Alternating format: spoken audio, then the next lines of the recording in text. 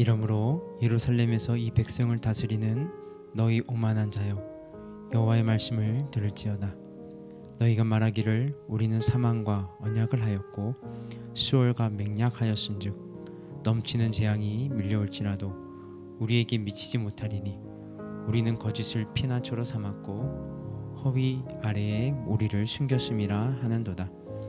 그러므로 주 여호와께서 이같이 이르시되 보라, 내가 한 돌을 시온에 두어 기초를 삼았노니 곧 시험한 돌이요 귀하고 견고한 기초돌이라. 그것을 믿는 이는 다급하게 되지 아니하리로다.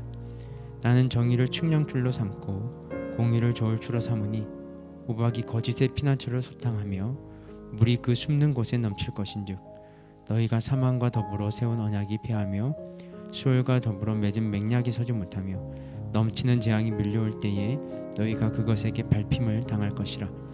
그것이 지나갈 때마다 너희를 잡을 것이니 아침마다 지나가며 주야로 지나가리니 소식을 깨닫는 것이 오직 두려움이라.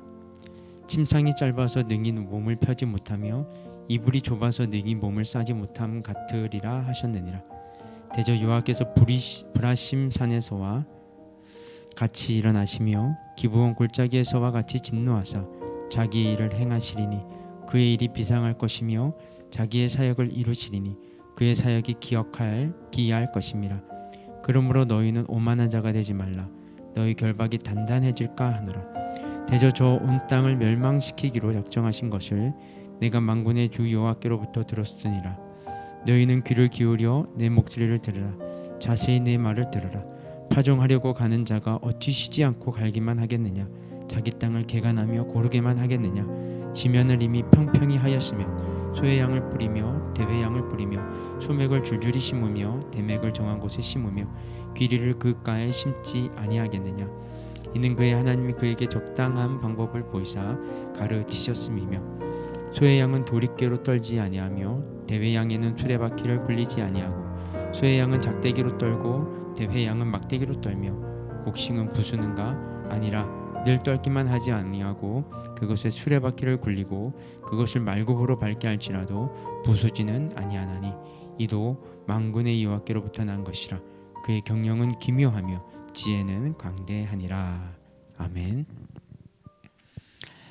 지난 본문에서 이 사마리아에 대한 심판과 남은 자에 대한 축복 예언을 보도한 반면 오늘 본문은 유다의 교만하고 타락한 지도자들을 향한 심판의 경고 메시지를 담고 있습니다. 15절입니다.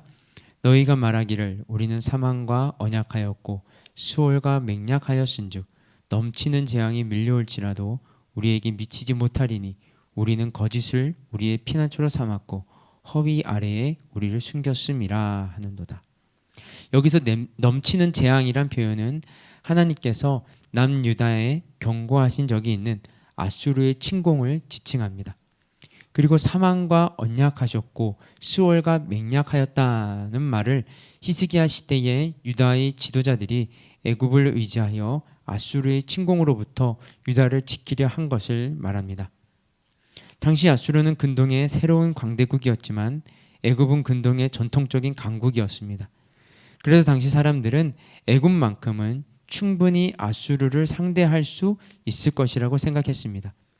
그래서 히스기야 시대 유다의 지도자들은 애굽을 의지하며 자신들은 넘치는 재앙, 곧 아수르의 침공으로부터 안전할 것이라고 생각하였던 것입니다. 그러나 이사야는 이들의 이 같은 생각에 대해 우리는 거짓을 우리의 피난처로 삼았고 허위 아래에 우리를 숨겼음이라 하는도다 라는 표현을 통해 조소하고 있는 것입니다. 이는 그들이 안전보장으로 삼은 것이 결코 든든한 것, 실제적인 것이 아니며 그저 거짓과 허위에 불과함을 지적한 것입니다. 다시 말해 유다가 의지하는 애굽이 유다를 전혀 보호하여 주지 못할 것임을 지적하고 있는 것이며 지금 유다는 스스로 만든 거짓과 허위에 속고 있음을 지적한 것입니다. 실제 아수르가 유다를 침공했을 때 애굽은 유다에 아무런 도움을 주지 못했습니다. 그들은 유다를 돕기는커녕 자기들에게 임한 아수르의 공격조차 감당하기 버거워했습니다. 이러한 결과는 그들의 의지한 바가 이사야의 지적처럼 거짓과 허위에 지나지 않았음을 나타낸 것이라 할 수 있습니다. 당시 애굽은 유다가 볼 때 견고한 요새 같았지만 실상은 아무런 힘도 쓸 수 없었습니다. 결코 이처럼 상한 갈대를 의지한 유다는 하나님이 보내신 재앙을 철저하게 밟히고 말았습니다. 그런데 사실 거짓과 허위, 상한 갈대는 유다가 의지한 애굽에만 적용될 수 있는 것은 아닙니다. 하나님의 백성이라 하는 우리가 세상 가운데 만나는 모든 어려움, 닥치는 환난을 맞이하여 하나님의 도우심을 배제한 채 인간적인 방법으로 해결하고자 하는 모든 것이 사실은 거짓과 허위, 그리고 상한 갈대인 것입니다. 그것들이 아무리 강하고 견고하게 보여도 결국 그 모든 것은 거짓과 허위에 지나지 않음을 깨닫게 될 것입니다. 그리고 그것을 기대고 의지한 자들은 상한 갈대를 기댄 것처럼 수치스러운 결말, 후회로운 상처뿐인 결말을 맞이할 뿐이라는 것이죠. 그러므로 우리는 어려움이 닥쳤을 때 마땅히 하나님을 의지해야 할 때 하나님 아닌 다른 것을 바라보거나 의지하고 그리로 달려가서는 안 될 것입니다. 오직 하나님을 바라보고 그분만을 의지하고 그 도우심을 소망해야 합니다. 하나님은 이사야 당시 유다가 의지한 애굽과 같이 거짓과 허위, 상한 갈대처럼 믿을 수 없고 기댈 수 없는 무능한 분이 아닙니다. 당신을 의뢰하는 자로 흔들림 없이 견고히 서도록 확고하게 붙드시며 참되고 안전하며 신실한 보호를 베푸실 것입니다. 어떤 고난과 시련의 풍파도 이겨낼 수 있는 참되고 굳건한 반석이요 산성이심을 나타내실 것입니다. 다음으로 18절과 19절입니다. 너희가 사망과 더불어 세운 언약이 패하며 수월과 더불어 맺은 맹약이 서지 못하며 넘치는 재앙이 밀려올 때에 너희가 그것에게 밟힘을 당할 것이라. 그것이 지나갈 때마다 너희를 잡을 것이니 아침마다 지나가며 주야로 지나가리니 소식을 깨닫는 것이 오직 두려움이라. 여기서 하나님께서는 당신의 공의와 심판을 무시하던 남유다의 위정자들에게 심판을 가하실 것임을 말씀하고 계십니다. 먼저 18절에서는 사망과 더불어 세운 언약, 수월과 더불어 맺은 맹약이란 표현이 나오는데 이는 애국과 세운 보호 조약을 의미하는 것입니다. 이처럼 유다의 위정자들이 애국과 조약을 맺은 것은 그들이 두려워하는 어떤 대상이 있었기 때문입니다. 바로 아수르 제국이었습니다. 그들은 아수르의 침공이 두려웠고 이를 대비하기 위해 당시 가장 힘을 갖고 있었던 전통적 강국 애국과 동맹을 맺은 것입니다. 그러나 하나님은 이러한 그들의 언약이 무효가 되며 애굽이 그들에게 아무 도움이 되지 못할 것임을 말씀하십니다. 이는 그들이 아수르의 침공으로 인하여 나라가 폐허에 이를 것임을 말씀한 것이라 할 수 있습니다. 그런데 여기서 우리는 한 가지 주목해야 할 바가 있습니다. 그렇다면 이러한 일이 벌어지게 된 이유가 어디에 있느냐는 것입니다. 그들이 동맹을 잘못 맺은 것입니까? 다시 말해 애굽을 의지하지 않고 아수르에게 화친을 청한다면 그들이 이처럼 수치를 당하지 않았을까요? 아닙니다. 유다가 이처럼 이방인들의 공격으로 비참한 자리에 떨어지고 주변에 어떤 도움도 받지 못하게 된 근본적인 이유는 하나님께서 유다를 심판하시기로 작정하셨기 때문입니다. 이는 18절부터 시작되는 본단락의 초두에서 이 말씀을 베푸시는 주체가 하나님 자신을 나타내는 나란 표현으로 시작된다는 점에서도 명백히 드러납니다. 그리고 본서 곳곳에서 나타나듯 아수르를 들어 사용하신 주체는 하나님이란 사실에도 명백하게 확인할 수 있습니다. 이 사실을 통해 우리가 깨달아야 하는 것이 무엇이겠습니까? 그것은 유다가 참으로 두려워해야 할 대상은 아수르가 아니란 사실입니다. 또 애굽이나 다른 어떤 세력이나 힘도 아니란 사실입니다. 그들이 참으로 두려워해야 할 대상은 심판의 실제적 주체가 되시는 하나님이십니다. 참으로 하나님만이 그들이 참으로 두려워해야 할 대상이란 말입니다.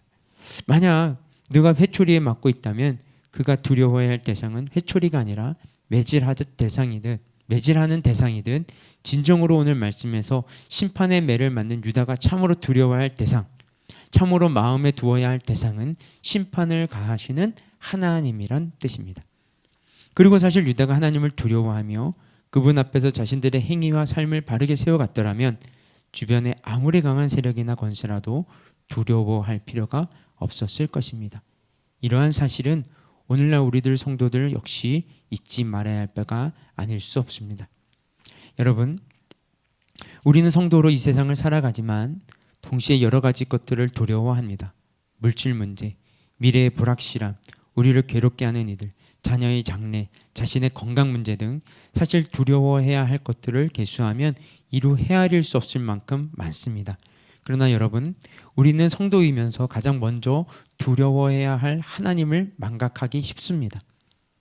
하나님 앞에서 우리의 말, 우리의 행동, 우리의 삶의 자세 등 온전치 못한 것 투성이인데 세상에 속한 일들에 대한 두려움이 앞서 정작 두려워해야 할 분을 망각한 채 살고 있는 것입니다.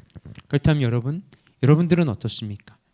만일 여러분이 그릇된 두려움에 사로잡혀 있었다면 그 모든 것을 떨쳐버리고 먼저 하나님을 두려워하십시오. 그리하면 하나님께서 당신을 두려워하는 여러분들로 온전한 삶, 견고한 삶을 살아가도록 붙드실 것입니다.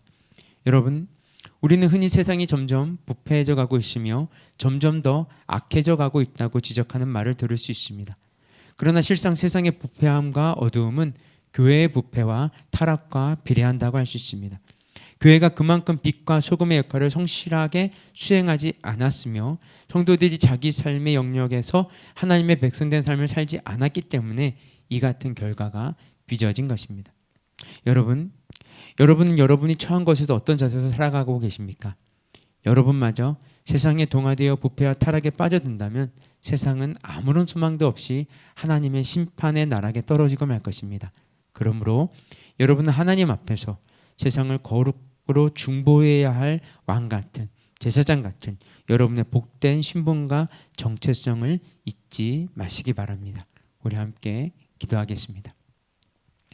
하나님, 우리가 이 세상을 살아가면서 이 세상의 권력과 이 세상의 돈과 이 세상의 명예를 쫓지 아니하고 그것 또한 두려워하지 아니하고 오직 주님만을 두려워하며 살아가기를 간절히 원합니다.